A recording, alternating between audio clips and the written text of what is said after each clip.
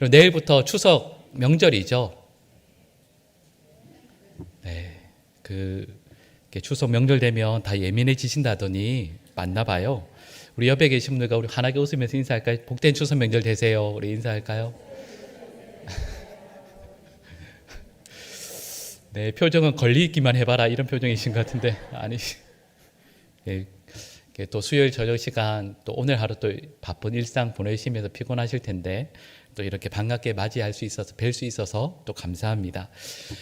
여러분 저희가 그 성경 말씀을 읽으면서 실은 이제 어떤 데는 그런 경우들이 있지 않으세요? 말씀 읽으면서 문장 자체가 내용 자체가 어려운 경우들도 있어요. 그래서 여러 번 읽어도 이게 이해가 잘 안 되는 본문들이 가끔 있어요. 근데 또 어떤 경우에는 본문을 이렇게 읽을 때 이게 내용 자체를 이해하는 건 전혀 어렵지 않은데 이게 이렇게 할 수 있을까? 이렇게 적용할 수 있을까? 또 그리고 이걸 우리 자녀들에게 혹은 누군가에게 이렇게 가르쳐도 될까라는 본문이 또 가끔 있어요. 근데 이와 또 다르게 저희 목회자들에게는 이걸 가지고 설교를 이렇게 해도 되나라는 본문들이 가끔 있어요. 이제 그럴 때는 이제 저희가 지금 마태복음 말씀 이렇게 쭉 살펴보고 있는데 이럴 때는 정말 뛰어 넘어가고 싶을 때가 가끔 있죠. 여러분 그런 본문들 가운데에서 한 본문이 뭐냐 하면 오늘 본문은 아닌데요. 어떤 본문이냐면 열왕기상 17장 말씀이에요. 제가 내용을 잠깐 설명을 아마 잘 아실 거예요. 북이스라엘에 하나님께서 명령하셔서 말씀하셔서 엘리야를 통해서 말씀하셔서 가뭄이 시작됩니다. 엘리야가 가뭄을 선포하고 나서 그 다음에 가는 곳이 어디냐면 하나님께서 명령하셔요. 거기에 따라서 이제 이동하게 되는데 그 내용을 열왕기상 17장 8절에서 9절 말씀 앞에 나오거든요. 우리 같이 한번 읽어볼까요? 여호와의 말씀이 엘리야에게 임하여 이르시되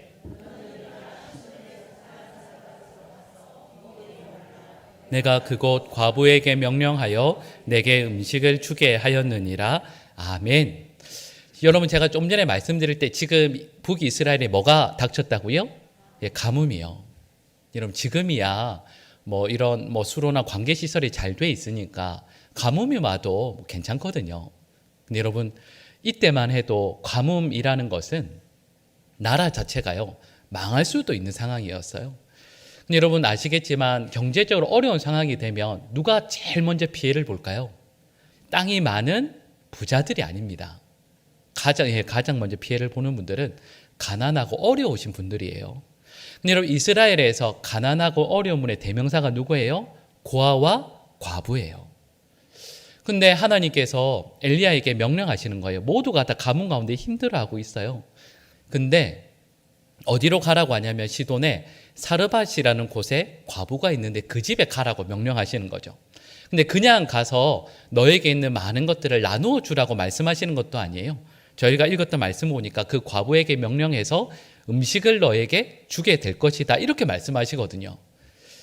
여러분 엘리야도 선지자잖아요. 지금으로 말하면 목회자보다 더 위라고 할 수 있겠지만 선지자이시거든요. 지금까지 오랫동안 목회를 해오고 많은 사람들을 만나왔고 또 이스라엘의 대표적인 선지자를 할 수 있으니까 여러분 경험이 얼마나 많으시겠어요. 여러분 그런데 가면 안 되는 집이 있어요. 어디예요? 과부집요. 그럼 거기에 가면 되겠어요? 여러분 그러니까 엘리야가 이걸 너무 잘 알아요. 그래서 가는데 그 다음 이어지는 말씀을 보면 이렇게 나와요. 엘리야가 가면서 실은 고민했을 텐데 여러분 이어지는 우리 10절 말씀 우리 화면에 나오는데요. 같이 한번 읽어볼까요?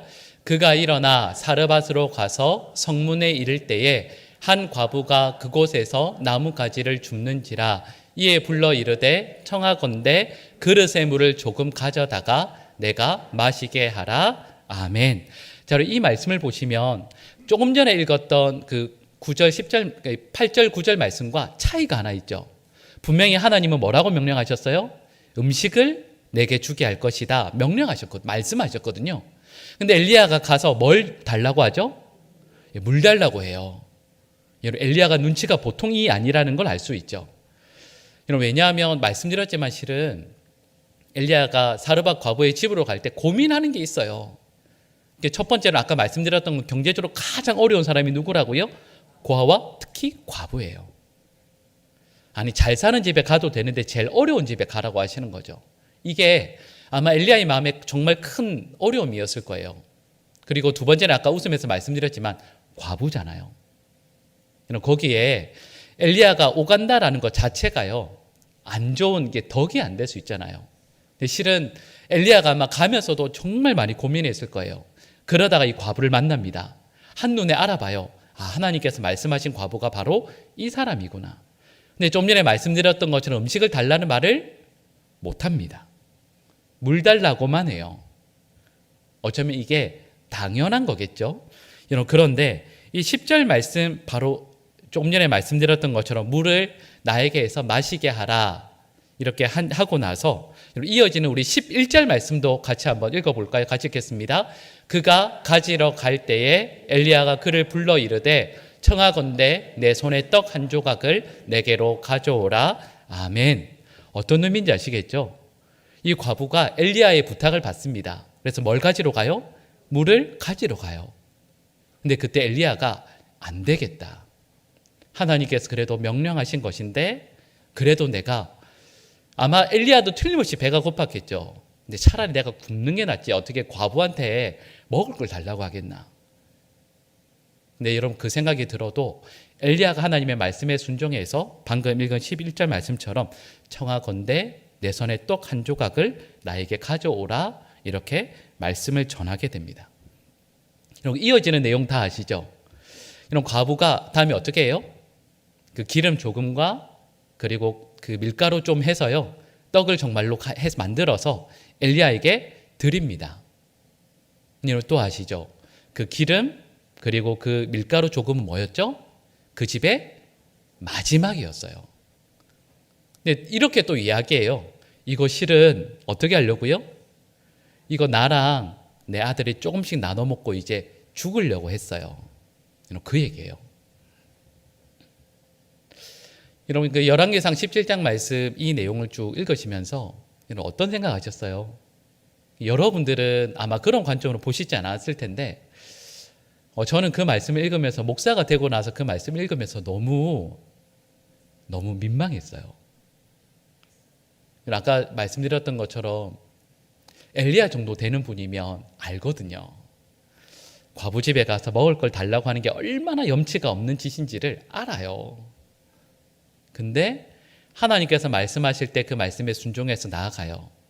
그리고 명령에 순종해서 달라고 해요.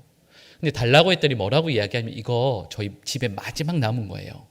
이거 저와 아들이 먹을 정말 마지막인데 이거 먹고 이제 죽으려고 했는데 이거 드릴게요 하고는 줘요. 자, 그럼 질문해 볼까요? 먹으면 돼요? 안 돼요? 여러분 제가 먹으면 좋겠어요? 안 좋겠어요?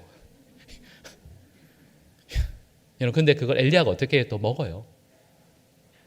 그걸 먹어요. 근데 여러분 제가 방금 말씀드린 드린 이 내용에서 여러분 이 사건에서요. 여러분 이 본문 말씀의 교훈이 뭘까요? 여러분 교훈을 찾는다라고 하면 어떤 걸까요? 아마 많은 분들이 이렇게 하실걸요. 아, 하나님의 말씀을 맡은 선지자, 하나님께서 보내신 종을 이렇게 섬겨야 되겠다. 여러분 그렇게 우리 적용하지 않으세요? 네, 그렇게 적용하실 거예요. 여러분 이 말씀을 저 같은 목회자의 입장에서 보면 여러분 이 말씀은 어떤 의미일까요? 여러분 엘리야의 입장에서 보면 그리고 이 말씀을 받아서 나아가는 하나님의 종의 입장에서 보면 이런 거죠. 하나님께서 말씀을 주세요. 명령하세요. 근데 그 말씀을 받아가지고 나아가요. 근데 나아가는 곳이 우리로 말하면 복음을 전하기 좋은 곳이든 말씀을 선포하기 좋은 곳도 있겠지만 실은 정반대의 곳도 있어요. 여러분 이게 차라리 핍박이면 낫거든요. 좀 나를 힘들게 하고 아프게 하면 여러분 하나님의 종이니까 선지자니까 감당할 수 있죠. 여러분 그런 게 아니에요. 말씀드렸던 것처럼 나아가기 너무 염치가 없고 부끄러운 곳이에요. 근데 그곳이라도 하나님의 말씀을 들고 나아가요.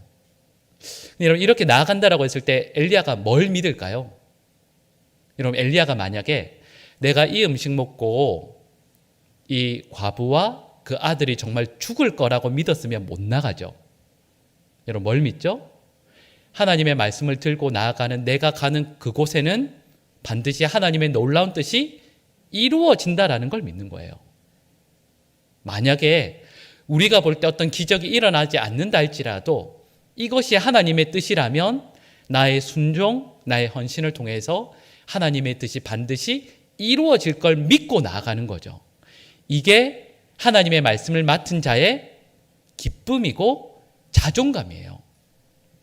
내가 이곳에 가서 환영을 받는다라든지 못 받는다라든지 나를 통해서 어떤 일이 놀라운 일이 일어나든지 일어나지 않든지 하나님의 말씀이라면 그 말씀을 붙들고 나아갈 때 바로 그곳에 하나님께서 작정하신 것이 반드시 이루어진다라는 걸 믿고 순종하는 거죠.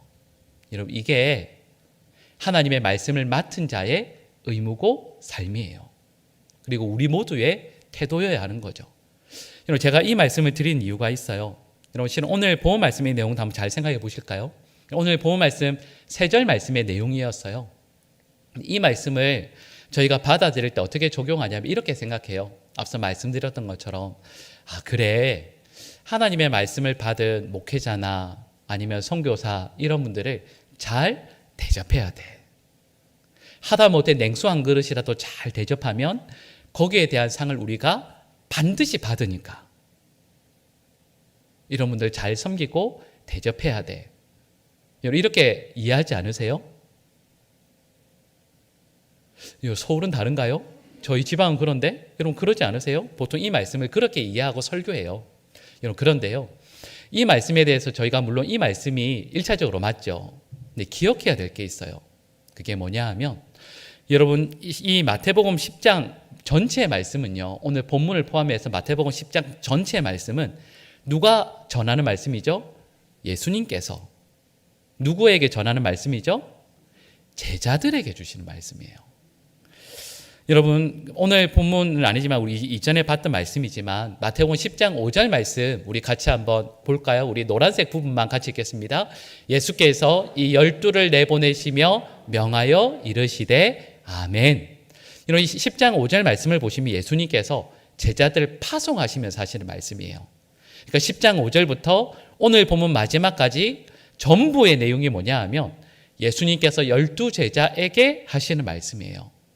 근데 우리는 오늘 본문 말씀을 어떤 내용으로 이해하냐면 예수님의 제자들에게 잘 대접하는 성도들 혹은 우리에게 주시는 말씀이라고 생각하거든요. 그러니까 실은 오늘 본문 말씀은 1차적으로는요. 원래는 예수님의 제자들을 잘 대접하는 사람들이 듣는 말씀이 아니라 누가 듣는 거라고요? 제자들이 듣는 말씀이에요. 그런데 이 내용을 생각해 보면 예수님께서 제자들을 파송하실 때 분위기가 실은 좋은 분위기가 아닙니다. 어떤 분위기냐면 제자들이 만나야 될 상황들이 있어요. 그게 뭐냐면 예를 들면 간단히 말씀드리면 이렇습니다. 마태복음 10장 14절 말씀을 보시면 제자들이 온갖 박해와 푸대접을 받게 될 거예요. 16절 말씀을 보시면 우리 지난번에 설교했던 거 기억나시죠? 양을 어디로 보내는 것 같다고요? 이리 가운데 보내는 것과 같다라고까지 말씀하시거든요. 17절 말씀을 보시면 제자들이 어디로 넘겨지게 되냐면 사내들인 공회에 넘겨져서 재판도 받고 회당에서 채찍질 당할 것도 말씀하세요. 18절 말씀을 보시면 로마 총독들 그리고 임금들 앞에 끌려가서 신문 받을 것까지 말씀하고 있습니다. 그러니까 이 마태복음 10장에서 쭉 말씀하는 게 뭐냐 하면 제자들을 파송하시는데 그 제자들이 만날 상황 자체가 좋은 게 없어요. 박해, 고난, 핍박, 괴로움, 아픔, 죽음의 위기 이런 것들이 가득한 거죠. 그리고 실제로 예수님의 제자들도 요한을 빼고 다 순교하게 되고 또 초대교회 성도들도 얼마나 많이 또 순교를 당했습니까? 그러니까 실은 이 본문 말씀은 앞서 말씀드렸던 것처럼 다른 사람들이 아니고요. 예수님의 제자들에게 1차적으로 주시는 말씀이에요. 근데 이걸 생각하면서 오늘 본문 우리 40절 말씀을 다시 한번 읽어볼까요? 우리 40절 다시 읽겠습니다. 너희를 영접하는 자는 나를 영접하는 것이요 나를 영접하는 자는 나를 보내신 이를 영접하는 것이니라. 아멘. 자, 그럼 여기에서 영접한다라는 말은 단순히 이렇게 받아들여서 집에서 좋게 환대한다, 대접한다라는 뜻이 아니에요. 앞서 말씀드렸던 것처럼 많은 사람들이 예수님의 제자들을 핍박할 거예요. 괴롭히고 재판정에 넘겨주고 채찍질하고 심지어는 죽일 거예요. 근데 어떤 사람들은 제자들을 받아들여요. 근데 영접한다라는 말은 단순히 집에 모신다라는 뜻이 아니고요. 그들을 받아들이되 그들의 가르침, 그들이 전하는 하나님의 말씀을 진실되게 받아들여서 그들의 삶을 온전히 변화시키는 역사가 일어날 것임을 말씀하고 있는 거죠. 자, 그런데 여러분 40절에서 말씀하는 내용이 이거예요. 제자들을 영접하는 사람들은 누굴 영접하는 거라고요? 예수님을 영접하는 거예요. 그리고 예수님을 영접하는 것도 누굴 영접하는 거예요? 예수님을 보내신 분이니까 하나님 아버지를 영접하는 것과 같다라는 거죠. 그러니까 40절 말씀은 이거예요. 제자들이 나아가서 복음을 전해요. 근데 그들 중에 많은 사람들 누군가가 제자들을 맞아들일 거예요. 왜 맞아들여요? 그들은 눈앞에 보이는 제자는 하나님 예수님께서 보내신 분들은 단순히 제자가 아니라 예수님과 같은 존재라는 거예요. 예수님과 같은 존재일 뿐만 아니라 곧 하나님께서 그들과 함께 하시는 존재라는 걸 말씀하고 있는 거죠. 실은 이게 초대교회에서 정말 중요한 신앙 고백이었어요. 아마 아실 텐데요. 사도행전 우리 9장 4절 말씀 우리 화면에 나오는데 노란색으로 되어 있는 부분 같이 읽어볼까요? 사울아 사울아 내가 어찌하여 나를 박해하느냐 하시거늘 아멘. 자, 여러분 이 말씀을 누가 하신 거죠? 예수님께서 하신 말씀입니다. 누구에게요? 사울에게요. 근데 뭐라고 말씀하시죠? 사울아 너는 어째서 나를 예수님을 박해하느냐 이렇게 말씀하거든요. 근데 질문해 볼까요? 여러분 이전에 사울이 예수님을 만난 적이 있을까요? 없을까요? 없습니다. 사울은 예수님을 만난 적이 한 번도 없어요. 이 말씀의 의미는 뭐죠? 사울이 예수님을 핍박한 적이 없습니다. 박해한 적이 한 번도 없어요. 근데 예수님 뭐라고 말씀하시죠? 사울아 너는 어디에서 나를 핍박하느냐 박해하느냐 물어보시거든요. 이 말씀의 의미가 뭐죠? 사울이 지금까지 박해해온 교회가 예수님과 같다라는 뜻이에요. 하나라는 뜻이에요. 여러분 이게 초대교회에서 정말 중요한 믿음이었습니다. 여러분 그러니까 오늘 본문 40절 말씀은 이런 의미예요. 하나님께서 예수 그리스도를 통해서 제자들에게 사명을 맡기시거든요. 근데 그 사명을 들고 나아가요. 근데 만약에 제자들을 핍박하면 핍박하는 사람들은 누굴 핍박하는 거죠? 예수님을 핍박하는 것이고 하나님을 핍박하는 거예요. 반대로 예수님의 제자들을 영접하는 사람은 누굴 영접하는 거예요? 예수님을 영접하는 것이고 하나님을 영접하는 거예요. 예수님께서 이 말씀을 하시는 이유가 뭘까요? 여러분 이 말씀을 영접하게 될 사람들이 아니라 제자들에게 하시는 말씀이 뭘까요? 나아갈 때 겁내지 말라는 거예요. 두려워하지 말라는 거죠. 그리고 자부심을 가지라는 뜻이에요. 근데 여러분 이게 말씀드린 표면적인 의미예요. 본문의 내용들을 쭉 살펴보면서 표면적인 이유인 거죠. 근데 여러분 이걸 다시 한번 생각해 볼까요? 제가 좀 전에 말씀드렸던 내용들을 해보면 실은 이 말씀은 너무 감사한 내용이죠. 예수님께서 그리고 하나님께서 우리와 함께 하신다는 뜻이니까요. 너무 감사한 일이죠. 근데 여러분 이걸 우리에게 한번 적용해 볼까요? 여러분 저희들은 예수님의 제자들은 아니에요. 근데 어떤 사람들이냐면 제자로 살기를 원하는 사람들이죠. 그리고 제자로 살기 위해서 애쓰는 사람들이에요. 근데 오늘 본문 말씀의 내용을 그대로 적용해 보면 이런 거죠. 제자로 살기 원하는 우리들을 영접하는 사람들은 우리를 통해서 예수님을 영접하는 것처럼 하나님을 영접하는 것처럼 복을 받게 돼요. 근데 이 말씀의 의미가 뭐냐 하면 여러분 저와 여러분들이 예수님의 제자처럼 나아가서 어떤 사명을 감당한다라는 건 예수님께서 하시는 것처럼 하나님께서 일하시는 것처럼 일한다라는 뜻이 되는 거예요. 자, 이 말씀을 적용해 보면 이런 거죠. 여러분 저희가 만약에 교회 안에서 직분을 감당해요. 예를 들면 저같이 목회자가 있어요. 목회자든 또 우리 장로님들, 집사님들, 권사님들이 교회에서 어떤 사명들을 감당해요. 근데 그걸 감당하는데 우리가 생각할 때는 내가 목사로, 장로로, 권사로, 집사로 하는 것 같죠. 근데 그걸 이 말씀을 적용하면 뭐죠? 그 사명을 감당하는데 우리는 마치 예수님께서 하시는 것처럼 그 사명을 감당하고 있다라는 뜻이에요. 근데 생각해 보세요.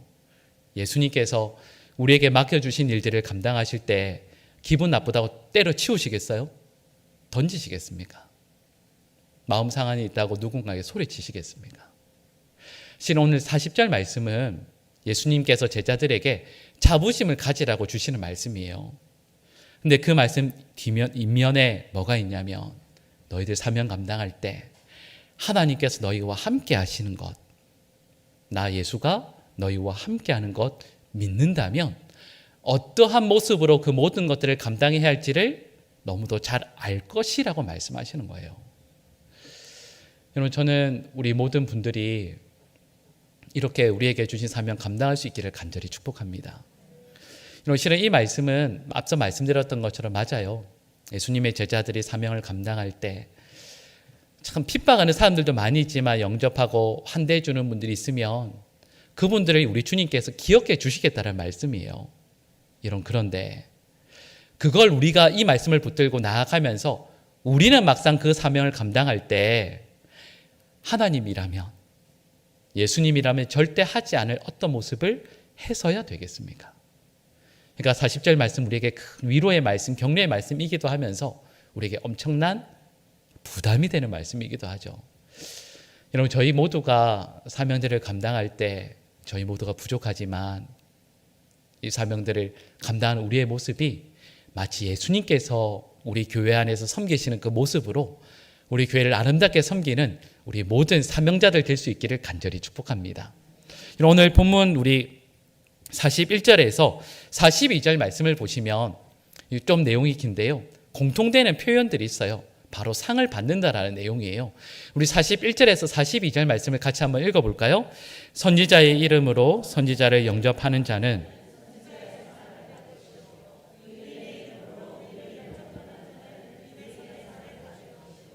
또 누구든지 제자의 이름으로 이 작은 자 중 하나에게 냉수 한 그릇이라도 주는 자는 내가 진실로 너희에게 이르노니 그 사람이 결단코 상을 잃지 아니하리라 하시니라. 아멘.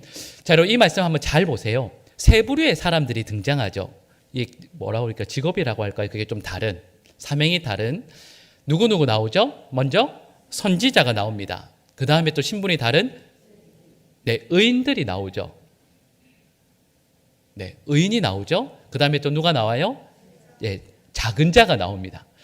맞아요. 제자도 나오는데 제가 말씀드리고 싶은 게 뭐냐 하면 앞서 말씀드린 선지자, 의인, 작은 자, 이 세 부류의 사람들 모두가 뭘 의미하냐면 제자를 의미해요. 이렇게 각자 다른 사람들이 아니에요. 여러분, 41절에서 42절 말씀을 보면 결국 이거예요. 예수님의 제자들이 세상을 향해 나아가는데 어떤 신분으로 나아간다고요? 선지자로 나가고 의인으로 나가고 작은 자로 나간다는 뜻이에요. 근데 그 나가는 제자들을 세상 사람들 가운데 어떤 분들이 영접할 거예요. 맞이할 거예요. 그러면 그들에게 하나님께서 상을 주신다라는 게 41절에서 42절 말씀에 나오는 거죠. 근데 이 말씀에 보면 공통되는 표현들이 있어요. 그게 뭐냐 하면 선지자의 이름으로, 의인의 이름으로, 제자의 이름으로, 이런 말이 나와요. 무엇의 이름으로라는 말씀이 나오거든요. 이게 어떤 의미일까요? 아마 읽으시면서 이게 이해가 조금 어렵지 않으셨을까 싶어요. 이건 이런 의미예요. 자, 생각해 봅시다. 만약에 선지자가 우리에게 왔어요. 성경에 보면 많은 선지자들이 있잖아요. 그 12제자들도 그렇죠. 질문해 볼까요? 선지자들이면 다 우리 마음에 좋을까요? 아니면 힘든 분들도 있을까요?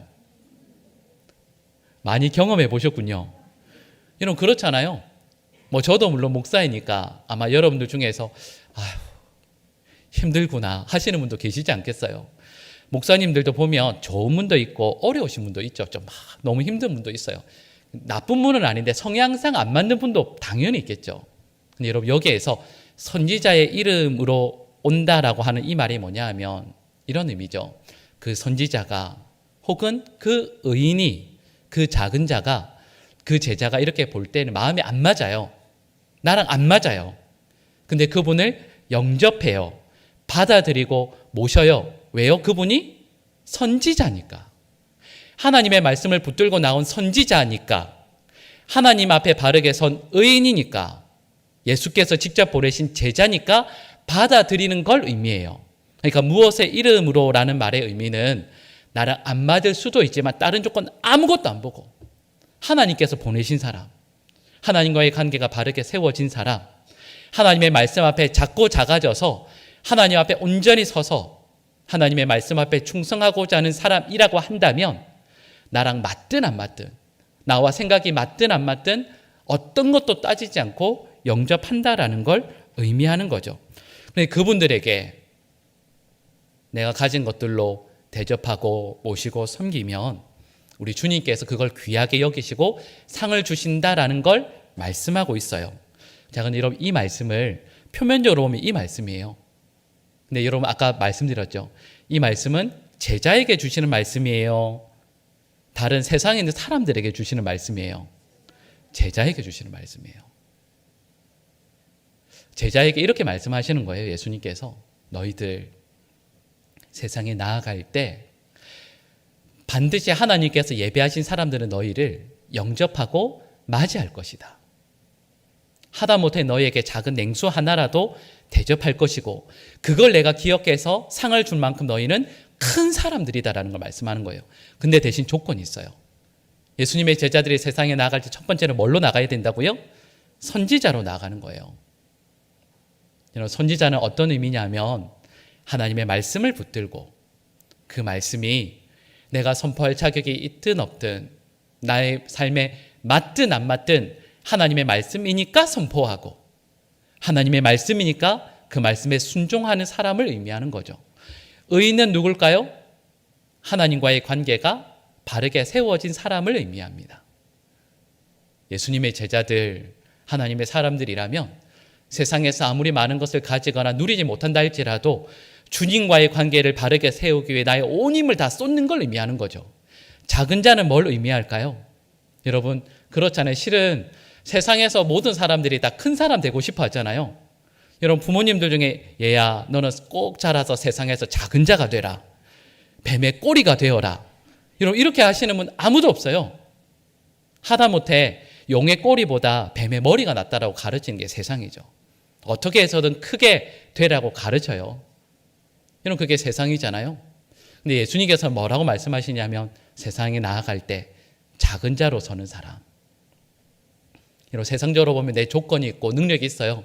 근데 그거 다 감추고 오직 예수 그리스도의 높으심, 하나님의 크심이 드러나게 하기 위해서 나는 그저 작아져서 작은 자로 서 있는 그 사람.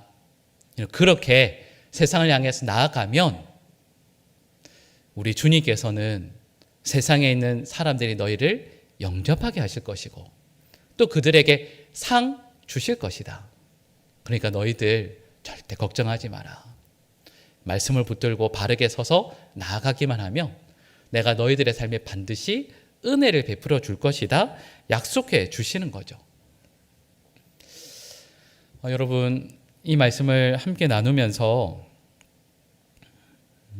저는 우리 모든 성도들도 특별히 직분을 맡은 분들이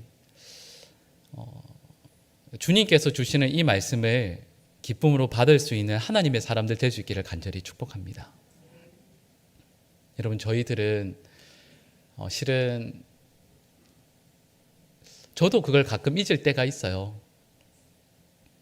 제가 선택해서 신학 공부를 하고 또 목회를 하게 돼서 또 어떤 것들을 하게 돼서 이 교회에 담임 목사로 와 있다라고 오해할 때가 있어요. 근데 여러분 실은 그건 정말 큰 오해죠. 믿음의 눈으로 바라보면 하나님께서 저를 세우시고 또 이 사명을 감당하라 하신 거죠. 그러니까 바르게 해야 되는 거예요. 그러니까 바르게 해야 되는 거예요. 여기 우리 장로님들 또 우리 집사님들 권사님들 계시잖아요. 여러분 그 직분에 맞게 사명자로 바르게 섬겨야 돼요. 왜요? 왜 그럴까요? 예수님께서 그 사명을 맡기셨기 때문입니다. 다른 이유가 아니에요. 예수님께서 그 사명을 맡겨주셨을 때 그걸 붙들고 세상을 향해서 바르게 나아가면 하나님께서 반드시 우리가 가는 곳곳마다 그 믿지 않는 이들이든 믿는 사람들이든 복받게 하실 것이라 말씀해요. 이런 거죠. 너희들 바르게 나아가기만 하면 반드시 모든 사람들이 복받게 될 거야. 그러니까 무슨 말씀이에요? 저희들에게 제발 바르게 하라는 거예요. 이 말씀은요, 우리들이 사명을 잘 바르게 감당하면 우리가 감당하는 그곳에 하나님께서 반드시 은혜 베풀어 주시고 상 주실 거니까. 그러니까 너희들 제발 바르게 해. 이 말씀이에요. 앞서 말씀드렸던 내용들 실은 두렵고 떨리는 내용들이에요. 어떻게 하나. 그런데 예수님께서 걱정하지 마. 너 핍박당하면 내가 핍박당하는 거야. 나 어떻게 해서 너희와 함께 할 거야. 걱정하지 마. 너희가 진실되게 바르게 서 있기만 하면, 나 대신 너희가 사역하는 것처럼 사역하기만 하면 내가 반드시 믿지 않는 모든 사람들에게 누구에게라도 복 허락해 줄 거야. 그거 믿고 힘있게 자신 있게 감당해. 이 말씀하시는 거예요. 여러분, 저를 포함해서 우리 모두가 교회 안에서도 교회 밖에서도 진실된 사명자로 이 사명 감당할 수 있게 되기를 간절히 축복합니다. 여러분, 저희는 진짜 예수님 대신 감당하는 거예요. 하나님께서 보내신 그 말씀을 붙들고 예수님 대신 하는 거예요. 예수님 대신 우리 교회 안에서 함께 기도하는 거고, 우리 곁에 주신 믿음의 형제들 자매들 섬기는 거예요. 예수님 대신요. 그러니까 어떻게 대충 할 수 있겠어요? 열심히 섬기고 충성되게 감당하고. 그래서 저희들의 섬김 가운데 하나님께서 원하시는 이 놀라운 일들이 일어날 수 있게 되기를 간절히 축복합니다.